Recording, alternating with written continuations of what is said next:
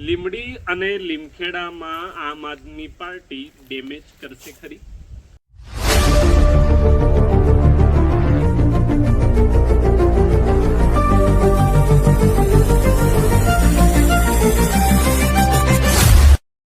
નમસ્કાર મિત્રો, હું છું ધ્રુવ ગોસ્વામી અને આજે પોલિટિકલ એનાલિસિસમાં વાત કરીશું સ્થાનિક સ્વરાજ્યની ચૂંટણીની।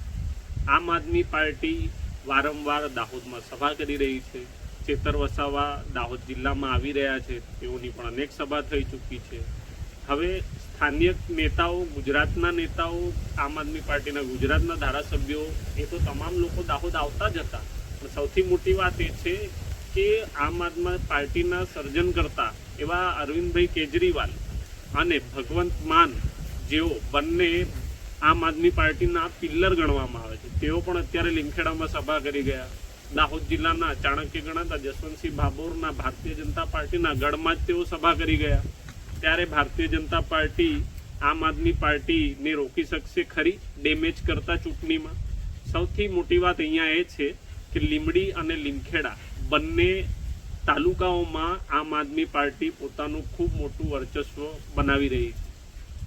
ભારતીય જનતા પાર્ટીના અમુક નેતાઓ જેઓ ડુંગરી ખાતે ચેતર વસાવાની સભામાં આમ આદમી પાર્ટીમાં જોડાયા હતા, 5000થી વધુ કાર્યકર્તાઓ આ સભામાં, ચેતરભાઈ વસાવાની સભામાં ડુંગરી ખાતે જે થઈ હતી તેમાં જોડાયા હતા।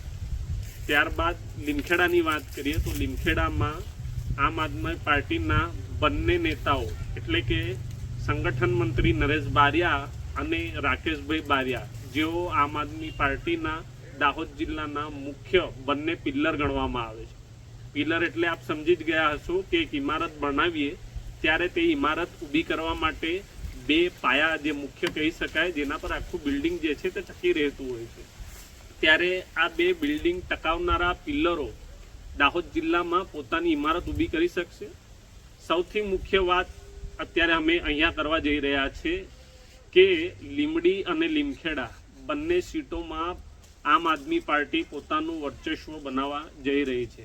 ત્યારે ભારતીય જનતા પાર્ટી પણ તેઓના ગઢમાં આમ આદમી પાર્ટીને ઘૂસવા દેશે ખરી?